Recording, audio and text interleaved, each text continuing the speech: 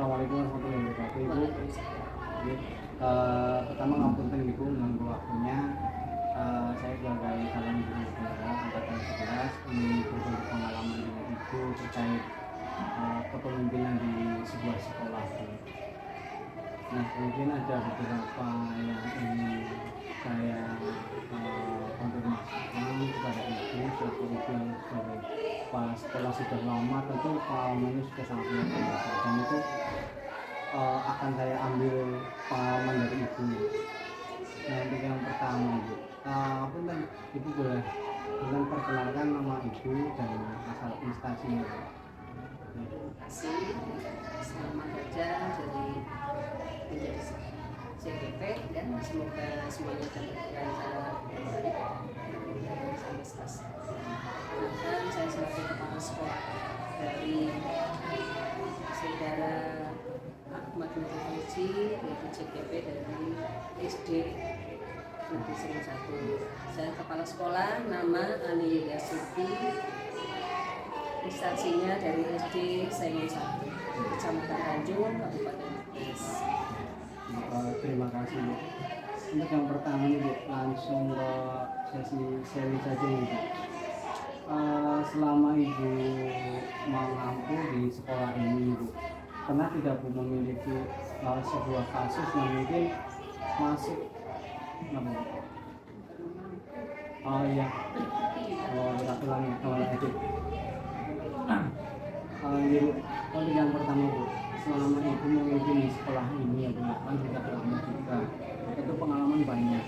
Nah, pertanyaan yang pertama adalah Bu, pernah tidak Bu Ibu menemukan sebuah kasus yang mana kasus itu adalah masuk ke dilema etika atau rujukan moral antara kedua kasus itu, pernah tidak Bu?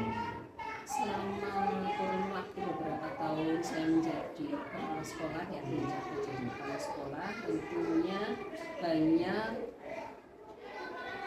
kasus atau mungkin permasalahan-permasalahan yang muncul, walaupun itu nanti masuknya ke ranah kasus besar, ringan, ya atau berat, baik itu yang menyangkut ke siswa, masalah siswa dengan siswa, kemudian guru dengan siswa, atau mungkin ada dengan wali murid.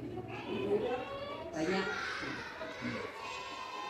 Nah, kayaknya ada apa ya? Berarti kira-kira Ibu menemukan kasus dilema etika atau bukan moral. Kalau dilema etika kan tadi konsepnya ketika Ibu menemukan sebuah kasus di mana Ibu harus menentukan pilihan benar dan benar, itu dilema etika. Tapi kalau bukan moral itu benar dan salah.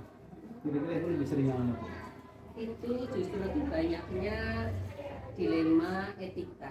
Benar dan benar ya? Iya, itu memang benar, dan tapi ada pelanggarannya, unsur pelanggarannya. Jadi ini membutuhkan satu pemahaman yang lebih untuk memberikan keputusan bahwa ini loh Anda melanggar aturan.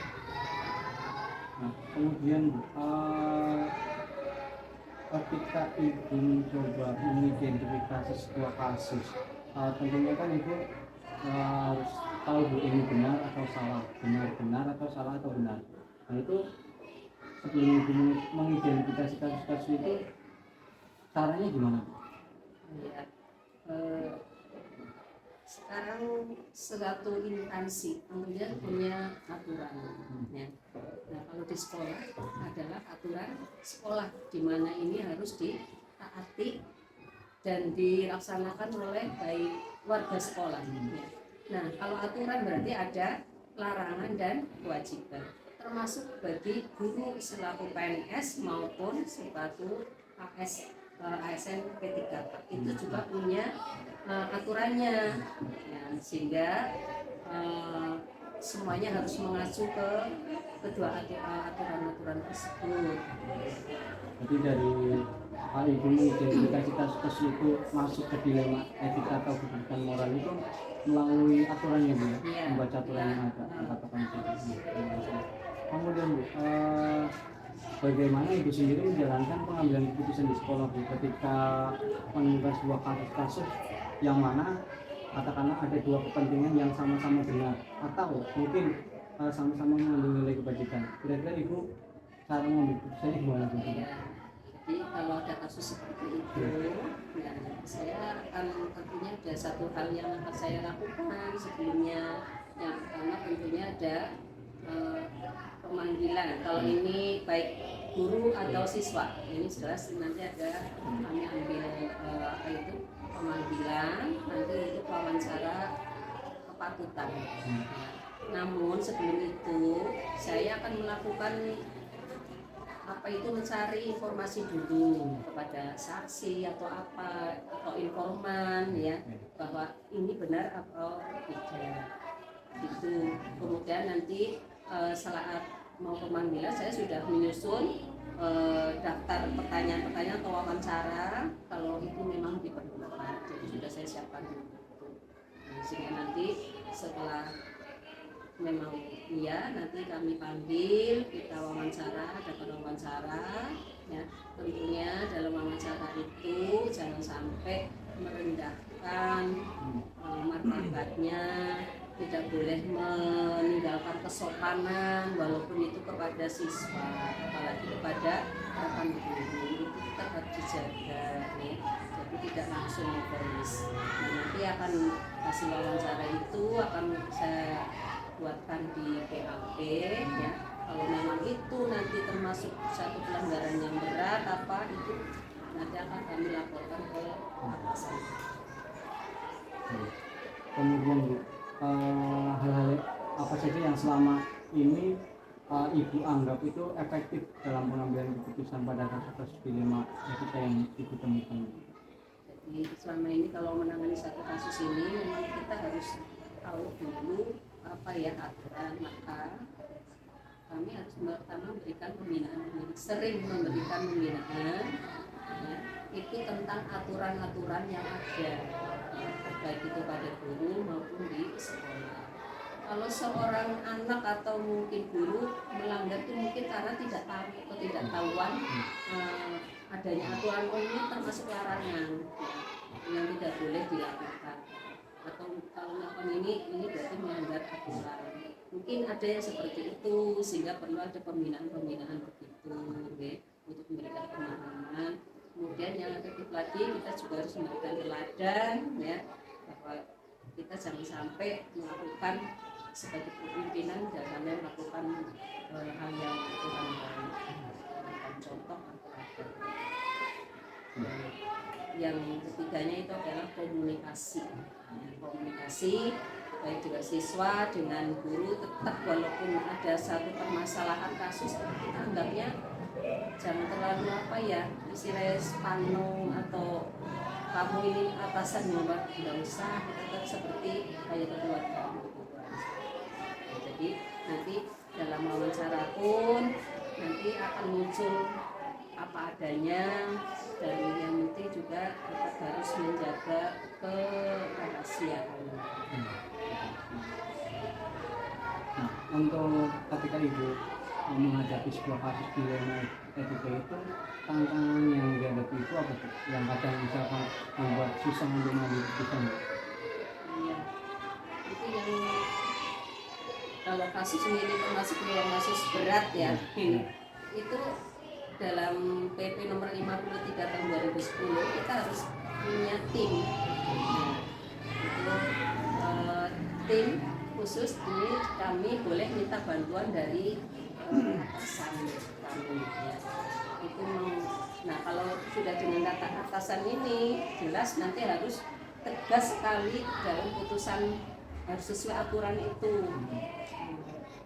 Jadi tantangannya nanti antara apa ya nurani, saya apalagi sebagai wanita ya, ini mesti nurani muncul dulu antara rasa kasihan, rasa tidak enak gitu, tapi akhirnya kalau berlarut-larut tidak segera diputuskan maka harus tegas tapi luas ya. Pasti segala satu hal ada keputusan yang lebih bijak tanpa menyakiti yang lain ya, sehingga mungkin tidak menimbulkan trauma ya, jadi bisa kembali lagi yang semula baik-baik saja. Kemudian Bu, ketika Ibu menemukan sebuah kasus Nah, dalam cara penyelesaiannya apakah ibu memiliki jadwal tertentu atau ketika menemukan katakanlah kasus A langsung ditangani saat itu gitu? Iya. Kalau menurut saya itu memang sebaiknya segera diatasi karena permasalahan ini jangan sampai berlarut-larut. Kalau terlalu lama tidak diputuskan nanti barangkali menimbulkan permasalahan yang lain. Jadi segera diputuskan. Kalau jadwal tertentu karena kami kadang tidak menjadwalkan karena tidak apa ya, tidak tahu bahwa besok ada kasus, ada paling kalau ada informasi itu ada kasus seperti ini kami langsung nanti cari informasi langsung, kemudian gerak cepat tidak diperjadwal, tapi kami memberikan tahu kepada yang melanggar ya itu kapan akan bertemu, memberikan surat teguran begitu, tetap ada berjadwal seperti itu. Kemudian Bu, ketika menangani kasus itu ada nggak Bu orang ataupun faktor yang mungkin bisa membantu Ibu dalam menyelesaikan itu? Ada, justru yang sangat membantu karena kita sepertinya di sekolah ya teman-teman guru ya guru semuanya, karena nanti kami tidak bisa langsung vonis bahwa kalau mendengar satu informasi langsung oh ya si A ini adalah salah, itu tidak, saya butuh informal ya untuk mencari kebenaran informasi ini, baik itu masalah dari guru atau siswa ini butuh informasi dari rekan-rekan guru yang langsung di lapangan. Kadang kepala sekolah tidak langsung di lapangan, tidak bisa langsung melihat sendiri kejadiannya, saya butuh lebih di lapangan. Atau mungkin kalau kasusnya itu adalah guru, mungkin sebagai rekan guru yang sering bersama, inilah yang mendapat punya informasi tentang temannya yang lebih banyak lagi. Nah, dari semua hal yang disampaikan tadi walaupun secara singkat Bu, punten ada nggak Bu pesan khusus buat saya yang masih awam tentang sebuah gaya kepemimpinan itu di sekolah? Misalnya untuk tahun ke depan ketika saya menemukan sebuah kasus di sekolah, saya harus gimana? Ya, ini hanya pengalaman saya ya. Kasus tetap selama ini ada ya, walaupun itu kecil atau besar. Nah, ini perlu segera diselesaikan. Yang pertama perlu segera diselesaikan. Jangan itu kasus kecil, udah nanti saja. Jangan, segera aja direspon ya, kemudian kita putuskan. Kemudian kita selaku kepala sekolah harus yang pertama memiliki kompetensi, harus menguasai aturan-aturan yang ada di sekolah dan juga aturan yang menyangkut tentang disiplin PNS ya dan P3K. Itu harus, karena bagaimana kita bisa mau memutuskan karena saya sendiri tidak tahu aturannya dan prosedurnya bagaimana, nanti justru melanggar SOP. Kalau kurang paham apa kita kan bisa bertanya. Jadi penuhi dulu kompetensi kita tentang aturan-aturan yang ada yang harus kita laksanakan. Kemudian kita harus tetap luas ya, istilahnya tegas tapi harus ada tetap luas. Jadi di satu sisi kita kadang memberikan informasi ini aturannya seperti ini. Lalu bagaimana? Apakah Anda terpilih? Sudah paham yang dilanggar apa? Ya, kan akhirnya orang tahu. Jadi luas gitu loh. Jadi jangan langsung ini Anda melanggar aturan, berarti harus begini-begini bla-bla-bla, kena sanksi dan yang lain itu kayaknya kurang luas ya. Jadi walaupun sebagai Suci sebagai laki-laki biasanya kan egonya lebih tinggi, itu harus tetap belajar gitu biar seimbang ya. Karena apa? Mungkin dari ada kasusnya itu mungkin ada dari kesalahan seorang pimpinan yang kurang dalam hal pengawasannya gitu, ya. Dan kurang dalam pembinaannya. Jadi jangan langsung semuanya menyalahkan. Kalau kepada anak mungkin ada permasalahan di keluarga atau yang lainnya, bukan pada langsung ke anak. Jadi kita harus luas, perhatikan semua informasi-informasi itu, jangan hanya baru dari satu pihak informasi tahu langsung berikan keputusan. Ini barangkali efeknya kurang.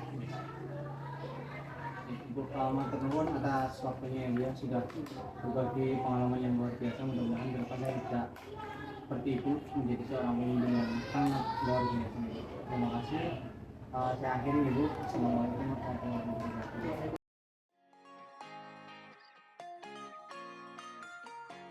Jadi terkait materi saya di pendidikan ilmu penggerak, ada yang membahas tentang dilema etika dengan kedudukan moral, yang mana dilema etika itu ketika kita menemukan atau menemui sebuah kasus di mana kita diminta untuk menentukan sebuah pilihan yang keduanya sama-sama benar, itu dilema etika. Sedangkan kedudukan moral ketika kita menemukan sebuah kasus yang keduanya satu salah satu benar. Kalau kedudukan moral kita menentukan insya Allah gampang ya Pak, cuma di sini kita fokus ke dilema etika. Mungkin Bapak bisa membayangkan kasus atau personal guru atau peserta didik yang bisa dimasukkan ke dalam dilema etika.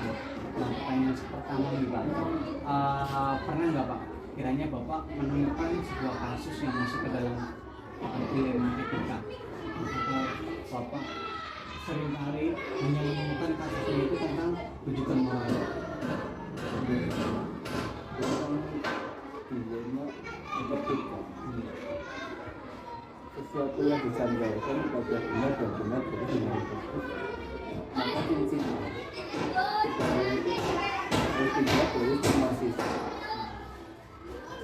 A, sisi B. Jangan lupa kita punya pedoman kebenaran yang kita menyesal, kebenaran Quran hadis. Sehingga lewat dengan kebenaran kita mengambilnya benar, maka kembali bersama dengan pedoman hadis. Tentu secara manusia sesuatu yang umum terjadi dan banyak terjadi maka dianggapnya benar. Sebenarnya sesuatu yang jarang dilakukan, yang harus jarang ada yang melakukannya, padahal itu benar, makanya kenapa dikatakan tidak benar.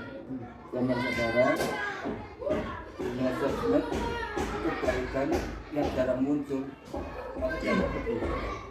Keburukan selalu muncul, tapi karena bisa itu digembar-gembar sebagai sesuatu yang baik, maka kan masalah mengertinya ada yang baik karena berulang-ulangnya termuncul. Nah, ketika saya dihadapkan dengan semacam ini, untuk kita memilih ini sama-sama baik, sama-sama kembali kepada Allah Subhanahu wa Ta'ala, bahwa Allah sendiri kebenaran itu sendiri, sedangkan kita banyak rasa. Ternyata bagi orang lain bukan baik. Orang itu bilang itu benar, karena benarnya manusia itu kadang-kadang dipengaruhi dengan satu kebutuhan. Benarnya orang harus dipengaruhi oleh kelompoknya. Kelompok lain bisa dianggap itu kelompok ini hanya percaya, cuma yang lain lagi. Ini sudah pas ini. Maka ketika saya mengajukan ini, boleh kebenaran itu intinya pada kebenaran. Yang kedua, kalau saya memutuskan, tentu dianggap kebenaran itu mana sisi yang berdampak negatif ada. Nah, yang ada dampak negatifnya inilah walaupun sekecil apapun itu tak anggap sebagai sebagian hasil saya hindari. Contoh, ketika ada guru sama-sama benar, dia mengadu, ini mengadu, saya benarkan apa yang diajukan benar, ini kok tetapi kedua-duanya sama-sama menganggap benar. Biasa di tengah-tengahnya, kan saya sebenarnya apa sebenarnya adalah keadilan untuk keduanya. Karena apa? Tidak mungkin orang mengatakan benar, ini disalahkan. Dia juga mengatakan, kenapa disalahkan? Saya tidak menyalahkan. Kepada beberapa satu tindakan keadilan yang kira-kira sehingga kedua-duanya itu merasa nyaman dengan keputusan saya. Itulah yang namanya apa? Dilema etika. Terus nih Pak, ketika Bapak menemukan kasus yang sama-sama benar tadi Pak, cara Bapak untuk menentukan oh iya ini benar, itu juga benar, itu gimana Pak cara memahami kebenarannya gimana Pak? Nah, kita lihat dia latar belakangnya. Satu kasus ini muncul ada dulu asap, kemudian baru bara, baru kemudian jadi api. Nah,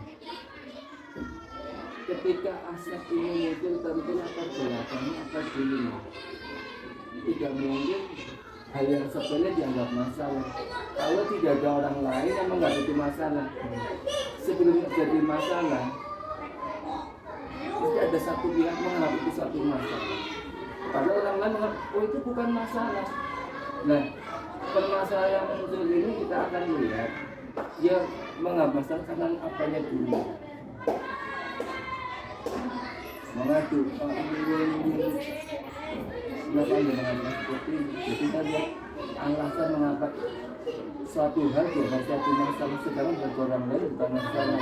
Nah, karena ada perlawanan dari pihak lain yang dianggap suatu masalah, lagi orang lain benar Pak, ada masalah begini, oh bukan masalah, ini hanya sepele. Sepele menurut orang, besar menurut dia.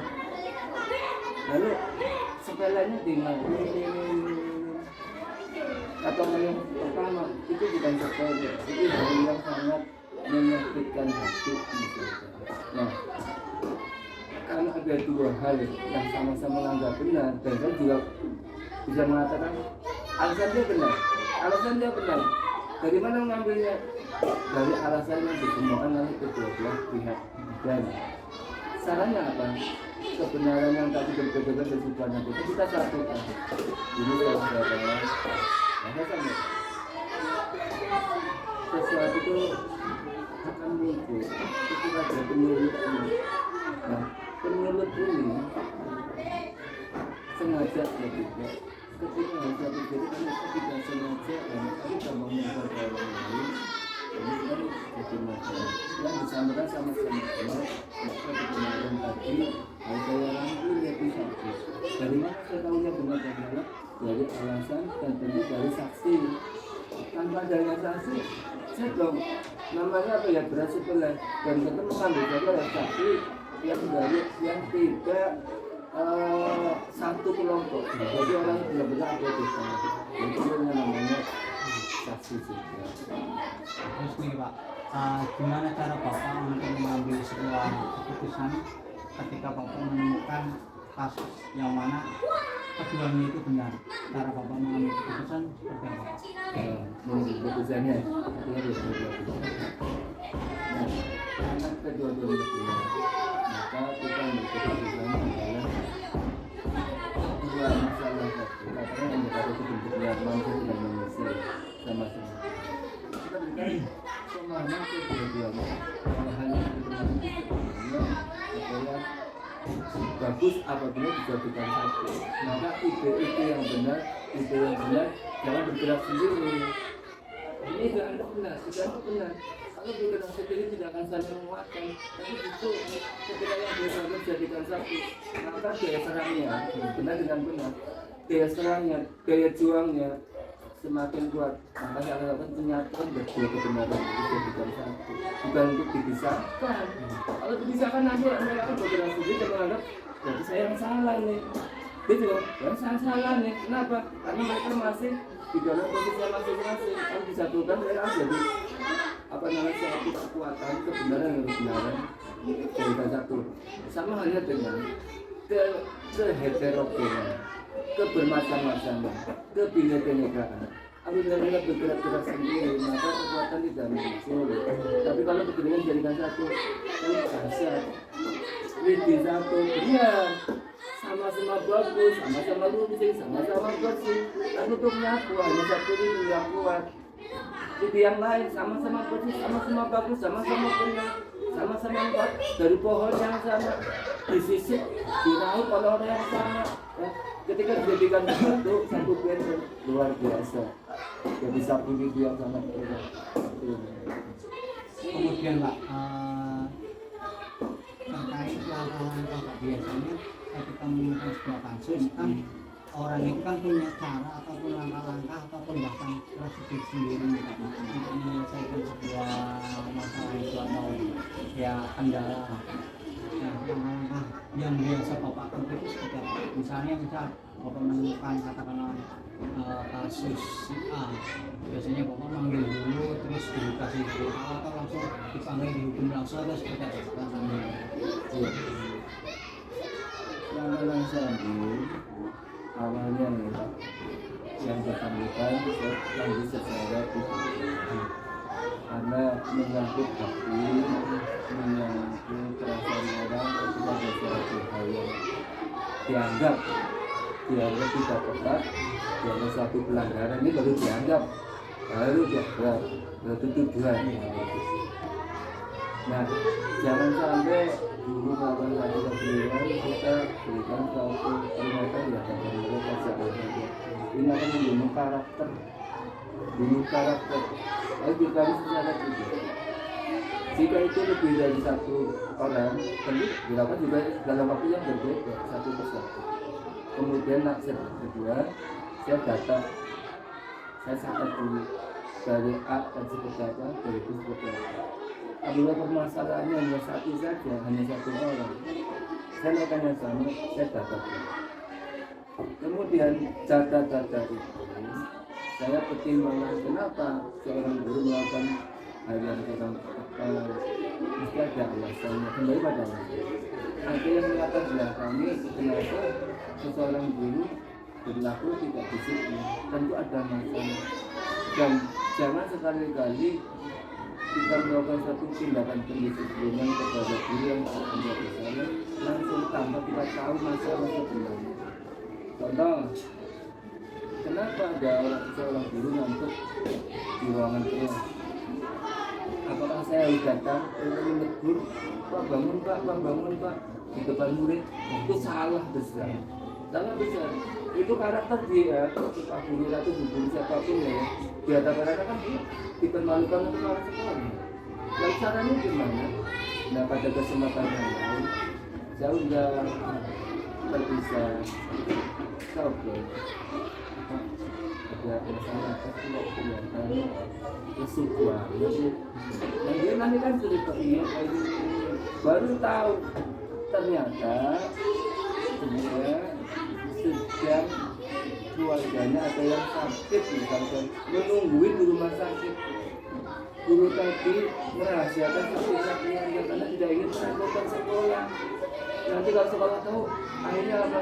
Sudah bosnya dingin lalu royo-royo untuk menjenguk orang tuanya di rumah sakit atau di mana bawa bingkisan nanti dia nggak mau, maka dia diam. Kondisi yang itu disembunyikan dia jaga malam sendiri di rumah sakit. Nanti di sekolah kalau lain tidak bagus tentu akan Pak ngomongnya agak nggak enak, mula ngantuk dibayar negara untuk ngantuk di sekolah. Masya Allah, ini jangan begitu.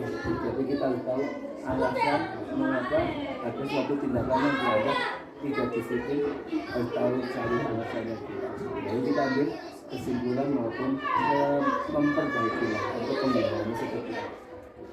Kemudian Pak, ketika Bapak menangani ataupun menghadapi kasus-kasus tersebut Pak, kira-kira tantangan yang mungkin Bapak anggap cukup berat itu apa Pak? Misalkan Bapak menghadapi kasus kan ini kita sebagai manusia agak sedikit butuh tenaga pikiran ya Pak untuk menyelesaikan kasus itu. Nah bagi Bapak sendiri tantangan yang mungkin agak berat itu apa Pak? Tentu saja nggak ada yang berat. Alasannya seorang kepala sekolah jangan jadi pimpinan, tapi jadilah bapak. Pada situasi tertentu karena kedinasan pimpinan, pada situasi tertentu jadi teman, ngobrol yang di luar kedinasan itu membuat ada keterikatan kekeluargaan dan kayak teman bisa lebih terbuka, bahkan yang tidak mestinya tidak diceritakan bisa diceritakan. Kenapa? Menangis sebagai teman. Ketika jadi bapak itu ketika ada anak-anaknya berselisih, bapak berlaku adil dan tentu anak tahu bahwa bapaknya akan berlaku adil, sehingga apa? Bagi saya tidak ada tantangan, semuanya bisa dihadapi. Karena apa? Yang terpenting dari seorang pemimpin Rasulullah atau jangan menyuruh yang belum pernah saya kerjakan. 2, jangan menyuruh tanpa beri contoh. 3, berikan teguran ketika suatu ada pelanggaran secara terukur. Contohnya, anakmu 7 tahun tidak sholat, beri peringatan. Melanggar lagi, pukulan. Apa dipukul kepalanya? Tidak. Potong teklak. Tetapi setelah memberikan hukuman, diberikan penyadaran bahwa hukuman itu ada suatu konsekuensi, bukan ketujuan orang tua. Terhadap konsekuensi manakala suatu peraturan dilanggar tidak ada konsekuensi, apalah gunanya aturan. Andai kata pasal-pasal tentang penjamretan, tentang pembunuhan itu dibuat ketika ada yang membunuh lalu dibiarkan, apa gunanya pasal-pasal? Sama dengan di sekolah gitu.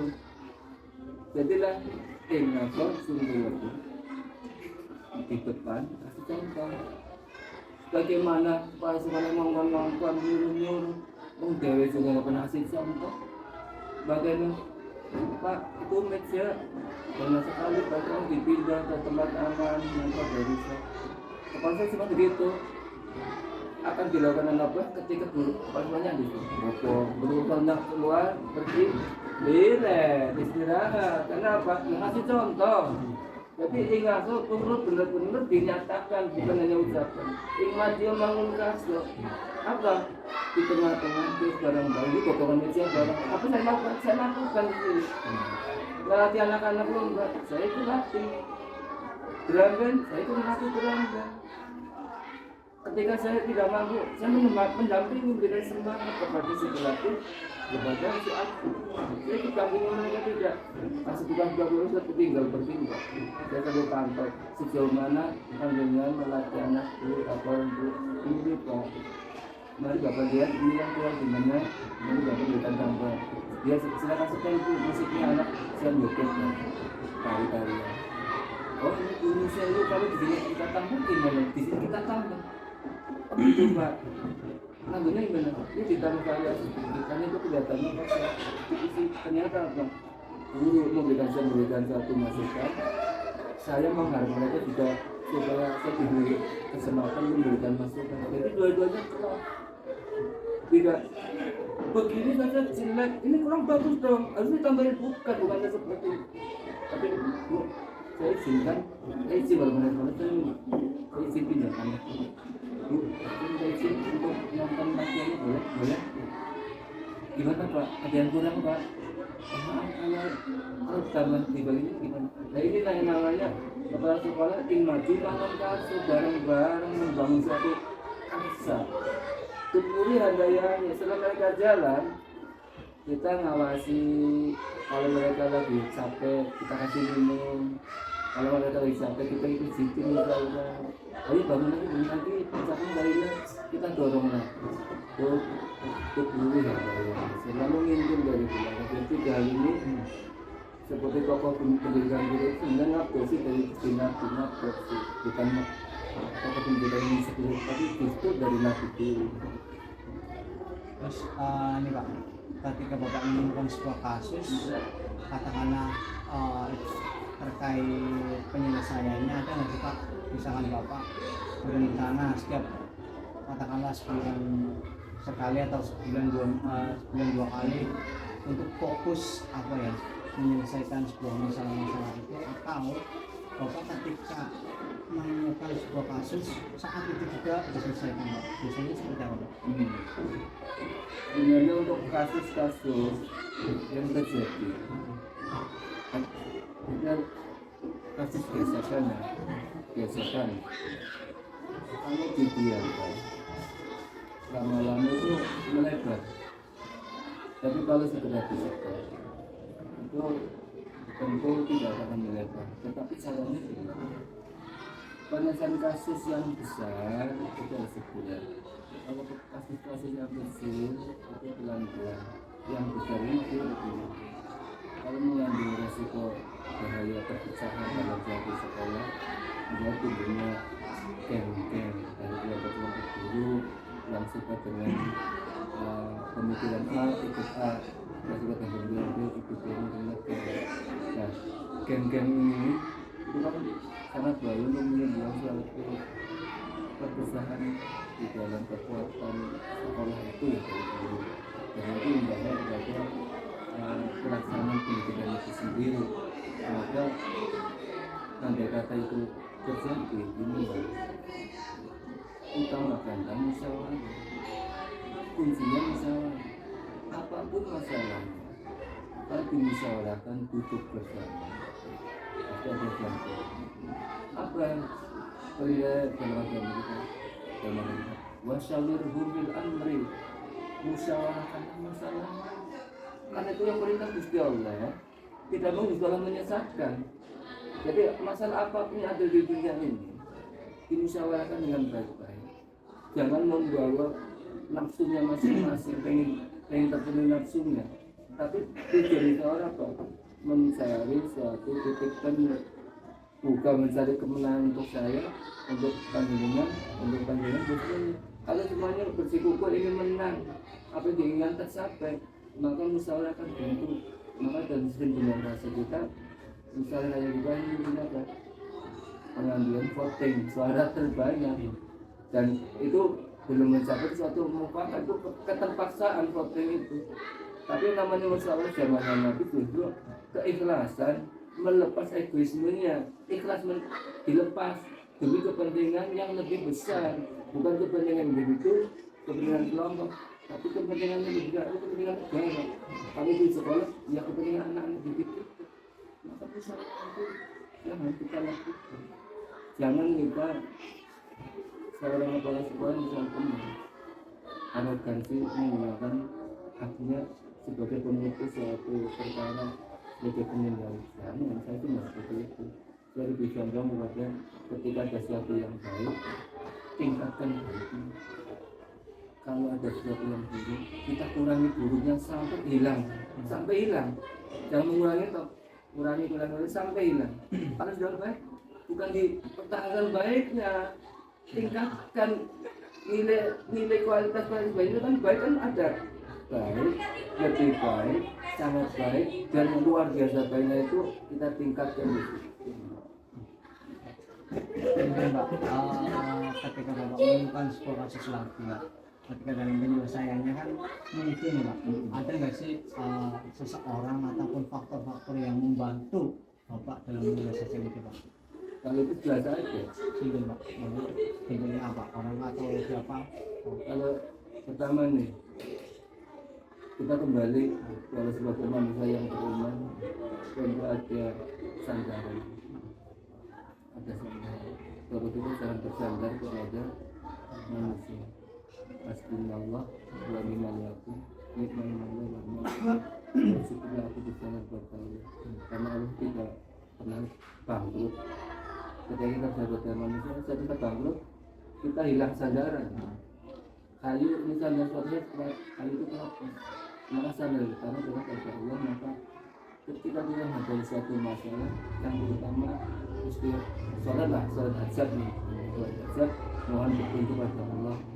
Ketika sholat pertama belum menghadapi suatu petunjuk, lakukan yang kedua kalinya di hari berikutnya, sampai kita mendapatkan suatu kesadaran bahwa langkah saya ini sudah tepat belum. Kalau kita ragu-ragu, oh berarti harus ada yang perlu diperbaiki lagi. Mungkin ragu-ragunya di mana? Maka tentu kita punya teman atau guru yang bisa kita ajak musyawarah lagi. Kita kemukakan, saya mau melangkah seperti ini, gimana dengan teman-teman? Saya sering komunikasi sama teman-teman. Misalkan di sini ada Pak Kaslan, Pak Krisno, di desa, bahkan di guru-guru yang lain. Tapi yang sering memberikan alternatif pilihan yang boleh diambil itu Pak Kaslan. Dan kalau guru-guru putih mungkin kami tidak enak ya, tidak enak mempunyai pendapat. Sudah ada perwakilan yang lebih sepuh, sehingga kalau lebih putih ketika ada keputusan, kalau ikut semuanya udah. Ikut semua ada belok nggak ada, ikut semua. Jadi kita bisa jawab untuk mengambil keputusan langkah pertama tetap kita jalan berdakwah lewat sebuah cara, yaitu sebagai orang harus tahu itulah sholat kata saya. Dalam kalimat lagi bahwa minta tolong dengan sholat dan sabar. Jadi ketika ada masalah, benar dua hal inilah yang sangat menjadi penting bagi umat Islam, sholat dan sabar. Kalau ada suatu masalah kita tidak sabar, maka pengambilan keputusan dalam kondisi marah, maka janganlah jadi mengambil keputusan ketika marah. Karena ketika marah tentu yang menguasai kita bukan diri kita lagi. Jadi ketika ada masalah, sampaikan Allah, lakukan sabar dan sholat. Ketika itu juga masih agak-agak bingung, kita mencari sahabat yang kira-kira mampu untuk membantu menyelesaikan masalah, dan itu sangat penting. Kenapa? Sehingga ada presiden atau wakil, atau ketua atau wakil. Akan bilang ada penasihat setelah itu bilangnya ketika dasarnya itu ada pertimbangan yang mungkin yang kita tidak terpikirkan, orang itu memikirkan, oh jadi kayak gitu doang toh, kenapa tidak kepikir? Itu karena orang lain yang kita ajak bicara. Maka kita harus mengajak bicara ketika mau mengambil keputusan, jangan berbicara sesuai dengan nafsunya sendiri. Ajak orang untuk berbicara. Terima kasih. Terakhir Pak,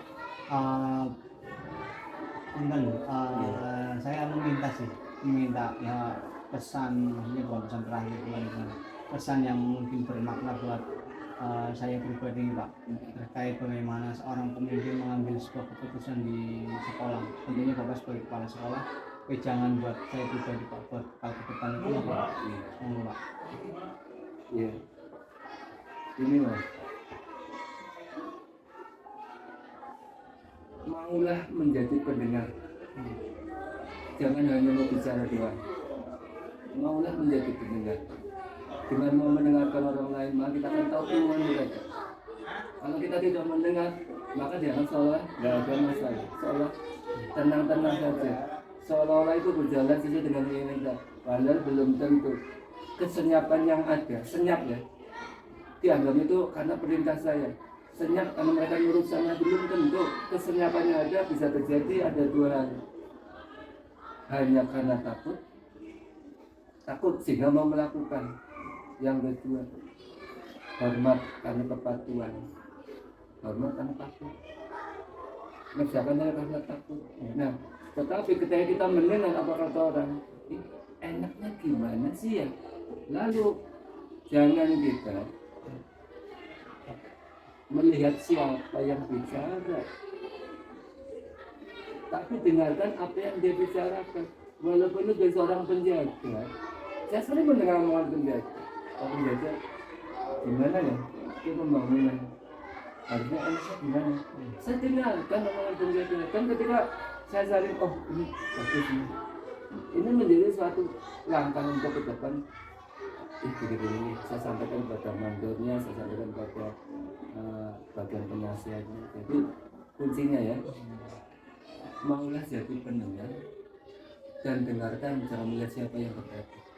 Itu punya orang kalau mau mendengar, insya Allah ketika kita melakukan dengan salah, maka kita tidak disalahkan sendiri karena kami tadi sudah musyawarah. Tapi kalau tidak mendengar, ketika kita salah, kita akan jadi korban bulian. Kayak gitu. Mudah-mudahan itu yang penting Bu, yang terakhir itu penting untuk haji dilakukan. Tambah sebentar. Nggak apa-apa Pak, itu lama juga ngomong. Fenomena yang terjadi sekarang, fenomena adanya kotak kosong gitu ini.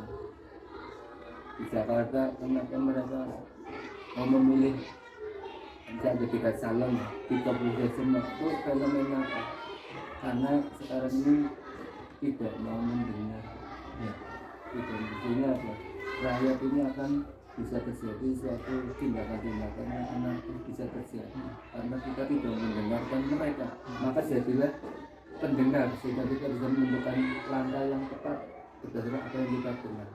Tetapi pendengaran kita terima itu tentu juga perlu dicari manakah yang bernilai positif dengan mudorotnya kecil. Sesuatu kalau kita melihat hanya untungnya saja tanpa melihat mudorot, maka satu-satu saja keuntungan yang teroleh kita dapat hancur juga karena keuntungan itu, karena kita tidak melihat mudorot.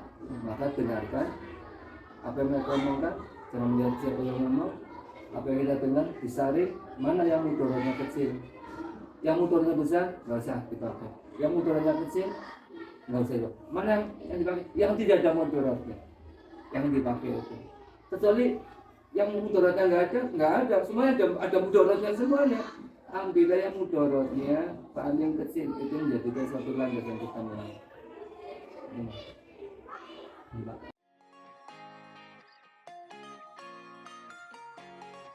Assalamualaikum warahmatullahi wabarakatuh. Nama saya Siti Naini. Saya bertugas di SD Pejagan 1. Kira-kira sudah berapa lama? Di sini mulai tahun 2022, berarti sudah 2 tahun lebih ya, Januari 2002. Oke, jadi kepala sekolah berarti sejak tahun Kalau jadi kepala sekolah sejak tahun 2018, berarti sudah 6 tahun, 6 tahun lebih. ibu pertama. Nah, ibu pernah nggak Bu menjumpai atau menemukan sebuah kasus yang mungkin masuk ke dalam dilema etika dan rujukan moral? Nah, sebelumnya kita berikan gambaran dulu. Yang namanya dilema etika itu kan ketika kita menemukan sebuah kasus yang mana kita harus memutuskan benar dengan benar. Nah, sedangkan rujukan moral itu benar dan salah. Kalau rujukan moral sih gampang ya Bu, ya kita pasti milih yang benar. Nah, di sini yang ditekankan adalah ketika itu menemukan sebuah kasus, keduanya itu benar. Nah, itu pernah tidak Bu menemukan kasus yang seperti itu? Ya, ada juga sih kasus-kasus yang seperti itu, yang namanya dilema etika ya, dimana kedua-duanya itu benar secara moral, tetapi hanya saling bertentangan kayak gitu. Kalau yang misalnya tadi satunya kan secara hukum, misalnya sudah jelas ada yang benar ada yang salah. Dan itu ya kalau ada permasalahan seperti itu ya kita lihat dulu, kalau kasusnya secara hukum ya gampang kayak gitu. Tapi kalau secara misalnya secara etika moral itu ya kita mengambil keputusan dengan bijaksana, di mana keputusan itu nanti jangan sampai merugikan peserta didik. Jadi harus kedua-duanya ya bisa inilah. Iya. Terus gini, caranya ibu itu untuk mengidentifikasi mana kasus yang masuk ke dalam dilema etika dan mana yang menjadi kasus rujukan moral itu melalui apa biasanya? Ya, pertama kita kan harus identifikasi kasus dulu, identifikasi masalah, ini masalahnya apa. Setelah diidentifikasi masalah, baru kita mencari apa sih, siapa sih yang terlibat di situ. Setelah itu baru dianalisa, analisa ini berarti kasusnya ini dianalisa. Setelah dianalisa baru diambil suatu keputusan. Nah, keputusan itu pun juga tidak hanya langsung keputusan, tapi setelah ada keputusan harus ada refleksi supaya kita tahu, oh ini keputusannya sudah bagus. Dan dalam pengambilan keputusan itu ya sebisa mungkin kita yang memohon kepada Yang Maha Kuasa melalui berdoa, semoga keputusan ini adalah keputusan yang tepat. Terus bagaimana ketika ibu menemukan sebuah kasus katakanlah dilema etika dan di situ ibu diminta untuk mengambil sebuah keputusan, itu caranya apa yang ibu akan lakukan? Langkah-langkahnya ya? Ya langkah-langkahnya hampir sama dengan tadi lah. Langkah-langkahnya berarti mengidentifikasi kasus, terus nanti setelah mengidentifikasi dianalisa, diambil kesimpulan, setelah diambil kesimpulan baru dibuat suatu keputusan. Ada semacam yang misalkan ibu manggil terus dilakukan wawancara ya. Itu kan ya jelas, kadang kita juga bisa meminta bantuan, dan kadang-kadang memang tidak hanya meminta bantuan, kami sering melibatkan warga sekolah, dalam menangani kasus-kasus. Terus tentu kan dari kasus yang Ibu temui kemudian ditemukan sebuah solusinya, tentu kan dalam proses sampai menemukan solusi kan ada tantangannya Ibu ya. Iya. Kira-kira tantangan yang mungkin beratin apa? Ya. Tantangan yang berat itu ya itu membuat keputusan yang sangat bijaksana, dan itu sangat memberikan keputusan yang penuh dengan kebijakan-kebijakan yang tidak memihak salah satu, misalnya salah satu yang lagi bermasalah kayak gitu. Ya. Itu kan keputusan yang bijaksana bagi kedua-duanya kayak gitu. Ya. Tantangannya di situ. Kemudian Bu, ketika Ibu menemukan sebuah kasus lagi katakanlah dilema etika, selama Ibu menjabat sebagai kepala sekolah, misalkan dalam penyelesaiannya apakah dilakukan dalam misalkan sebulan 2 kali atau sebulan 3 kali, atau ketika lainnya misalkan menemukan kasus langsung diselesaikan? Ya, kita lihat kasusnya. Kalau memang itu kasusnya ringan, kasus yang biasa-biasa saja, yang biasa sering dialami oleh siswa, ya diselesaikan secepatnya. Tetapi kalau misalnya kasusnya termasuk kasus berat dan butuh waktu, ya otomatis kita perlu waktu untuk menyelesaikan dengan cara meminta bantuan pada tokoh-tokoh yang dianggap relevan dengan kasus yang ada. Terus terkait penyelesaian sebuah kasus, ada nggak misalkan faktor-faktor ataupun bahkan seseorang yang mungkin bisa membantu Ibu dalam penyelesaian itu? Atau orang atau faktor atau seperti? Iya, banyak sekali. Ya, alhamdulillah saya dikelilingi oleh orang-orang hebat di warga sekolah kami yang selalu siap membantu kami, misalnya membantu saya kalau ada kasus di sekolah. Jadi yang membantu saya ya otomatis satu warga sekolah. Warga sekolah itu sangat membantu sekali. Pemimpin-pemimpin yang ada di atas saya, misalnya ada pengawas, ada Bapak Korwil, terus tokoh-tokoh yang dianggap mampu untuk menyelesaikan masalah itu. Nah, dari awal sampai akhir ya Bu, apa yang Ibu sampaikan walaupun secara singkat padat, kira-kira Bu, setelah Ibu mengalami kasus-kasus 1, 2, 3, ini kan tentunya banyak Bu ya. Iya. Pembelajaran apa Bu yang Ibu dapatkan dari Ya, alhamdulillah dalam setiap kasus itu pasti ada hikmahnya ya. Ya. Misalnya dengan kasus-kasus yang ada, hikmah yang bisa saya ambil, misalnya bagaimana cara mengambil keputusan yang bijaksana. Mengambil keputusan yang bijaksana itu saja yang bisa saya ambil hikmahnya dari kasus-kasus yang ada selama ini. Terakhir, saya sebagai calon CPP, saya kan di sisi lain disiapkan untuk menjadi seorang pemimpin juga. Yang pertama memang pemimpin belajar di dalam kelas, ya. Tapi kedua di sisi lain juga saya disiapkan pula untuk memimpin sebuah katakanlah instansi atau sekolah. Nah, saya minta wejangan dari Ibu atau pesan terakhir yang bisa disampaikan terkait bagaimana seorang pemimpin mengambil sebuah keputusan. Pesan buat saya ketika nanti insya Allah menjadi seorang pemimpin. Iya. Ya, yang penting kita bekerja sama. Ya, kepala sekolah juga tidak bisa bekerja sendiri gitu ya. Yang penting kita bisa bekerja sama dengan guru, dengan warga sekolah, misalnya kayak wali murid, komite. Intinya ada kerjasama di antara kita yang ada di warga sekolah dengan komite, dengan tokoh-tokoh masyarakat yang ada yang bisa kita mintai untuk memberikan petunjuk atau menyelesaikan suatu masalah. Dan yang satu lagi tetap adab asor gitu ya, sekalipun sudah menjadi pemimpin ya tetap adab asor, jangan mentang-mentang jadi pemimpin saya loh di sini yang berkuasa kayak gitu ya, jangan, pokoknya tetap adab asor, jangan sombong. Pemimpin juga manusia biasa, masih butuh orang lain untuk membantu kita. Mungkin sekian Ibu, terima kasih atas berbagi ilmunya, pengalamannya yang mungkin insya Allah dari tugas ini juga dari CKP ini saya bisa mendapatkan pengalaman yang benar-benar bermakna dan bisa dijadikan sebagai pembelajaran saya ketika insya Allah suatu saat bisa menjadi seperti ini. Ya, amin. Terima kasih Ibu atas waktunya, mungkin dari profesi ini. Oke, sama-sama.